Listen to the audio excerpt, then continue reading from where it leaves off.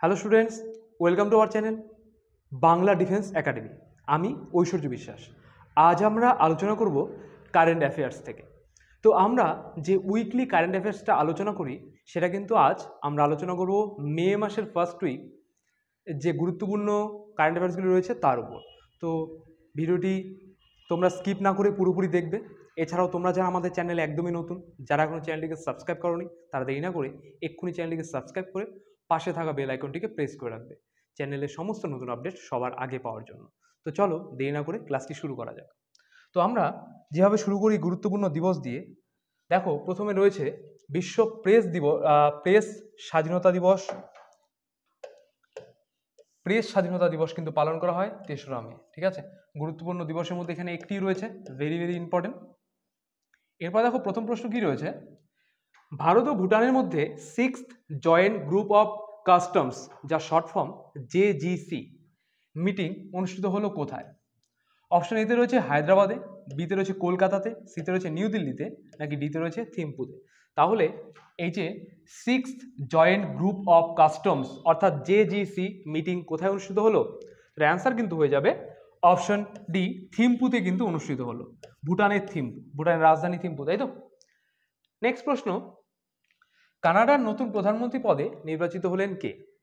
Option এতে রয়েছে mic Harry, বিতে রয়েছে স্টুয়ার্ট ক্যারি, সিতে রয়েছে মার্ক কার্নি, আর ডিতে রয়েছে লুইস হাজা। তাহলে এটা অ্যান্সার কিন্তু হয়ে যাবে অপশন সি, মার্ক কার্নি। তিনি তাহলে কানাডার নতুন প্রধানমন্ত্রী পদে কিন্তু নির্বাচিত হলেন। ভেরি ভেরি ইম্পর্টেন্ট একটা প্রশ্ন। কানাডার রাজধানী অটোয়া, তোমরা সেটা জানো। নেক্সট প্রশ্ন, chief of integrated defence staff হিসেবে দায়িত্ব গ্রহণ করলেন কে? Chief of integrated defence staff হিসেবে দায়িত্ব গ্রহণ করলেন কে?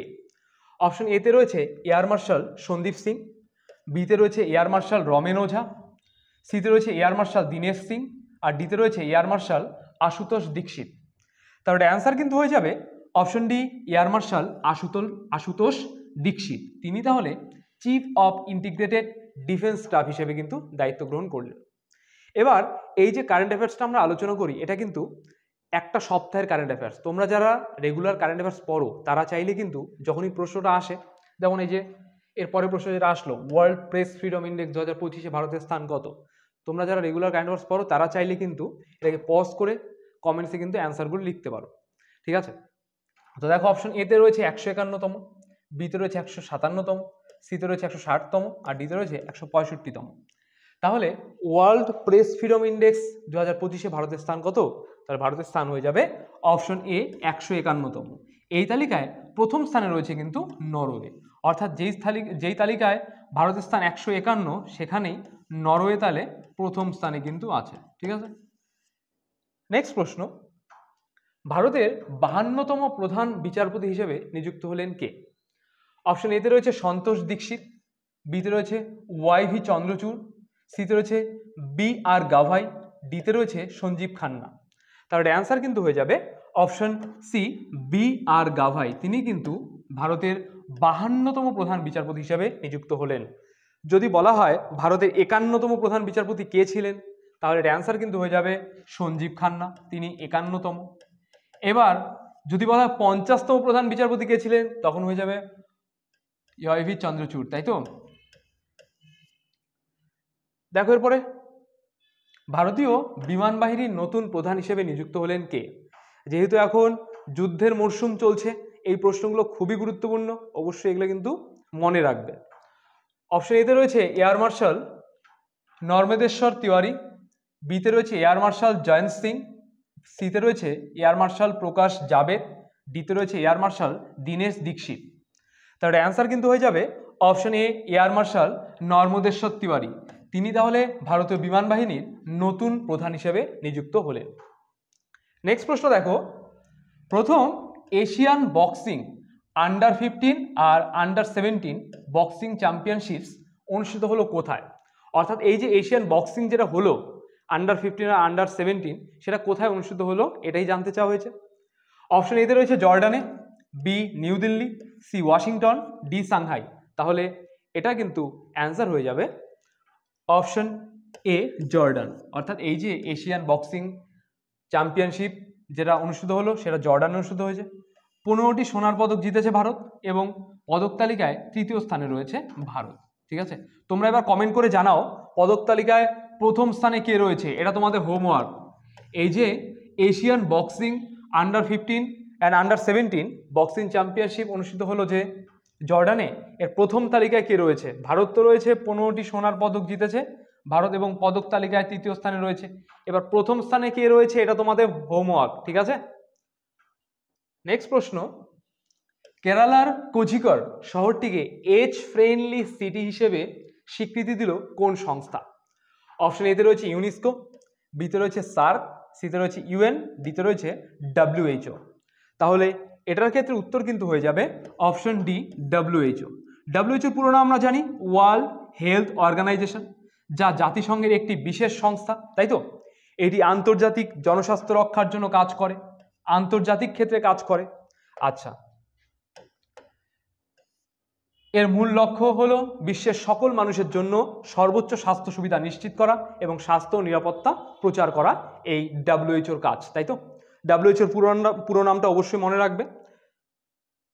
নেক্সট প্রশ্ন, জিন মডিফাই করা ধান প্রজাতি তৈরিতে বিশ্বের প্রথম দেশ কোনটি? জিন মডিফাই করা ধান। অপশন এতে রয়েছে চীন, B Japan, C America, D Bharat. তাহলে এর অ্যান্সার কিন্তু হয়ে যাবে অপশন ডি ভারত। দেখো এবার এই যে জিন মডিফাই ধান সেই জিনিসটা কি? দেখো, জিন মডিফাই ধান বা জেনেটিক্যালি মডিফাইড রাইস হলো এমন একটি ধান যা জেনেটিক ইঞ্জিনিয়ারিং এর মাধ্যমে অন্য একটি জীব বা উদ্ভিদের জিন যোগ করে বা যা পরিবর্তন করে তৈরি করা হয়েছে। এই ধরনের ধানের মাধ্যমে ফলন বৃদ্ধি এবং রোগ প্রতিরোধ ক্ষমতা বৃদ্ধি করা সম্ভব। অর্থাৎ এই যে জিন মডিফাই ধান, এটার মাধ্যমে বর্তমানে ধানের যে ফলন রয়েছে তার থেকে অনেক বেশি পরিমাণ ফলন হতে পারে, এমনকি সেই ধান গাছগুলোতে তুলনামূলকভাবে রোগ প্রতিরোধ ক্ষমতা কিন্তু আরও বেশি থাকতে পারে। অর্থাৎ সেই ধান গাছগুলো কিন্তু রোগ হবেই না বলা যেতে পারে।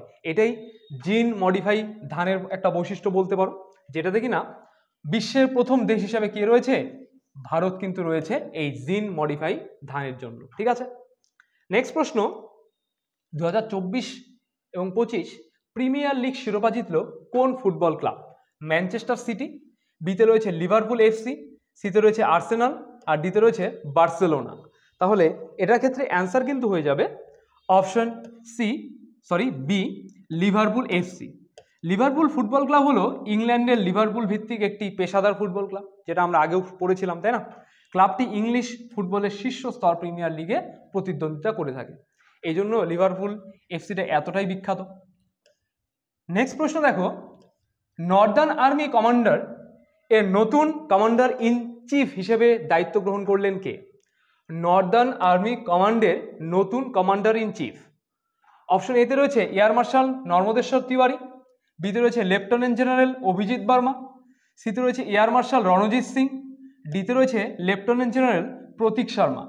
তাহলে অ্যান্সার কিন্তু হয়ে যাবে অপশন ডি, লেফটেন্যান্ট জেনারেল প্রতীক শর্মা। তিনি তাহলে নর্দার্ন আর্মি কমান্ডের নতুন কমান্ডার ইন চিফ হিসেবে কিন্তু নিযুক্ত হলেন।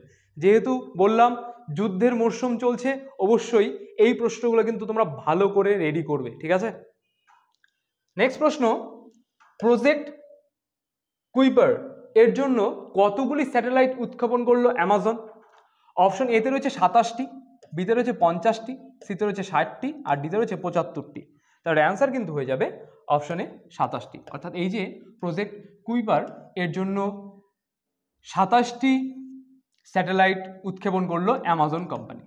দেখো, এই যে কুইপার সিস্টেম LLC, যা প্রজেক্ট কুইপার নামেও কিন্তু পরিচিত, হলো অ্যামাজনে একটি সহায়ক সংস্থা যা 2019 সালে একটি বৃহৎ স্যাটেলাইট ইন্টারনেট নক্ষত্র স্থাপন করার জন্য লো লেটেন্সি ব্রডব্যান্ড সংযোগ প্রদানের জন্য প্রতিষ্ঠিত হয়েছিল, ঠিক আছে?